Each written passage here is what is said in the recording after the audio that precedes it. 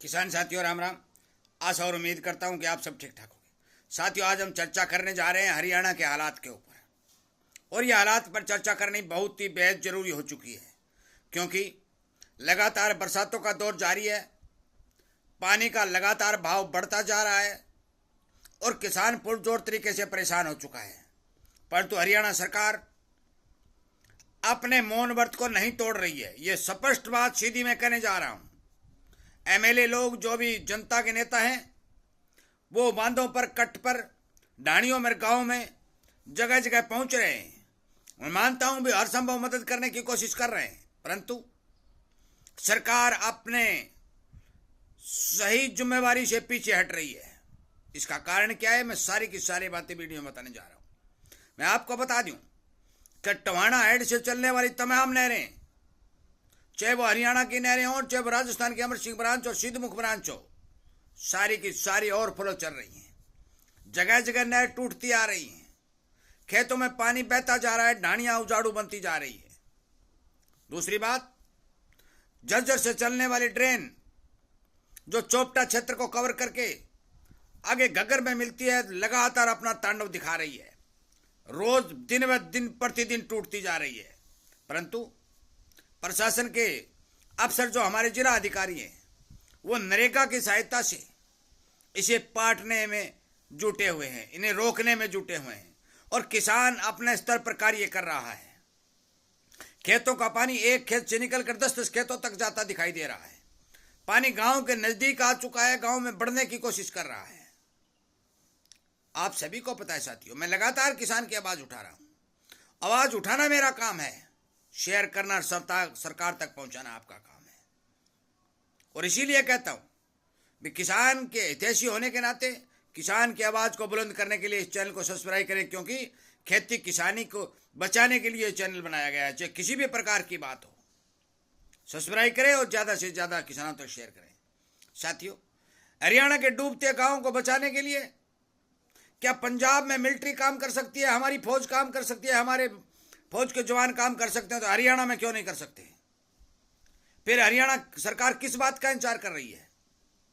हरियाणा को संपूर्ण डुबाने का इंतजार कर रही है, या फिर हरियाणा के किसानों को संपूर्ण रूप से नष्ट करने का इंतजार कर रही है?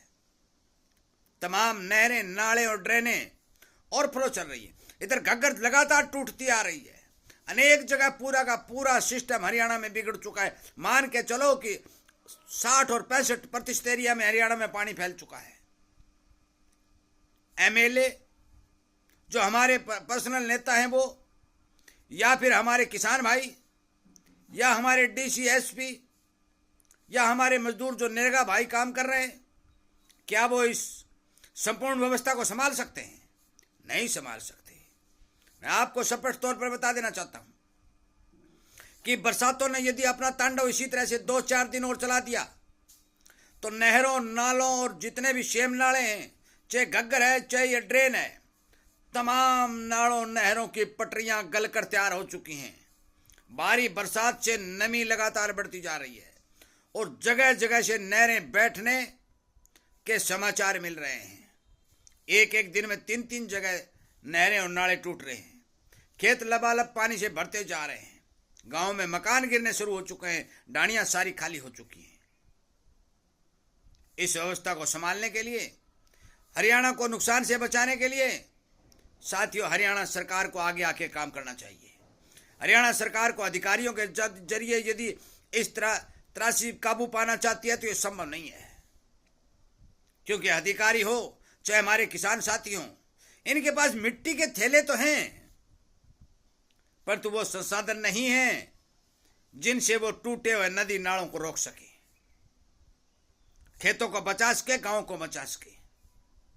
लगातार ये पानी बढ़ता जा रहा है, ये बाढ़ का रूप लेता जा रहा है। और हरियाणा सरकार इस बारे बैठी बैठी देख रही है कि कब भारी भरकम बाढ़ आए और हम कब सेना के जवानों को बुलाएं। साथियों, समय रहते इस पर विचार नहीं किया गया, समय रहते मोर्चा सेना को नहीं दिया गया।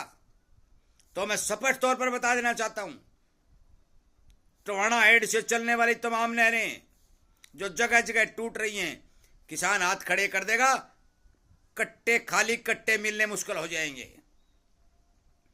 घग्गर और झज्जर से चलने वाली में शेमनाड़ा जो ड्रेन हिसार घग्गर ड्रेन के नाम से जानी जाती है, यदि उसके यही हालात बने रहे तो 2 या 4 दिन के अंदर संपूर्ण एरिया को कवर करती हुई दिखाई देगी।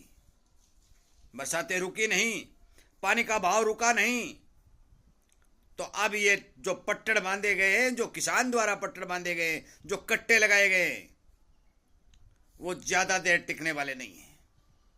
आज लोगों को पानी पीने के लिए जो नहरों में साफ पानी छोड़ा जा रहा है, वो नहरें भी टूट रही हैं, गंदे नाले भी टूट रहे हैं।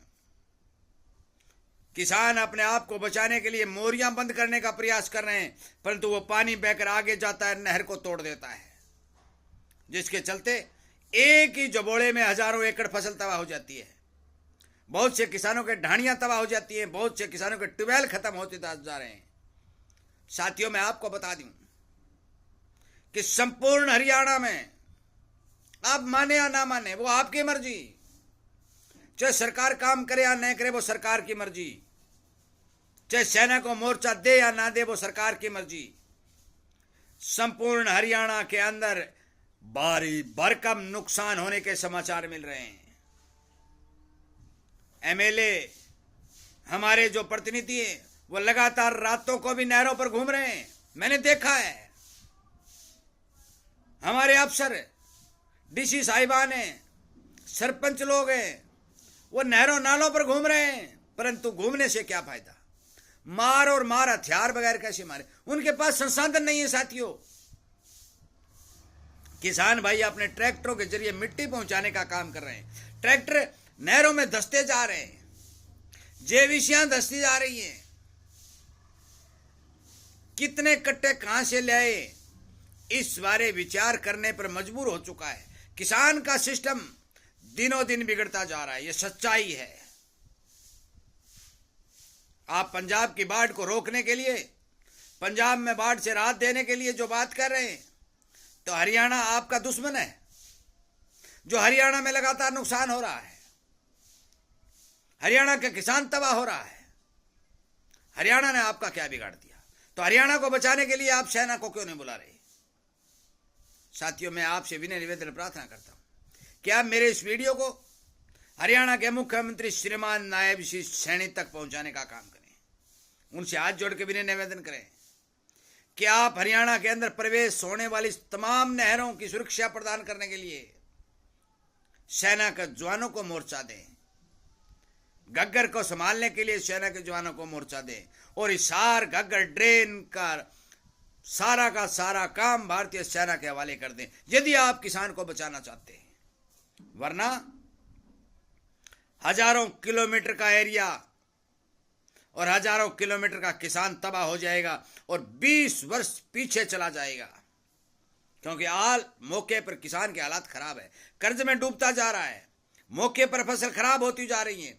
यदि उसके मकान और धन पशु भी चले गए तो मान के चलो कि उसकी पूरी पीढ़ी भी उस नुकसान की भरपाई नहीं कर सकेगी। इसलिए मेरा हरियाणा सरकार के श्रीमान मुख्यमंत्री जी से हाथ जोड़ के भी निवेदन है कि आप इस आपदा से हरियाणा को बचाने के लिए आगे बढ़कर काम करें और छोटे अधिकारियों या छोटे नुमाइंदों के भरोसे ये काम मत छोड़ें।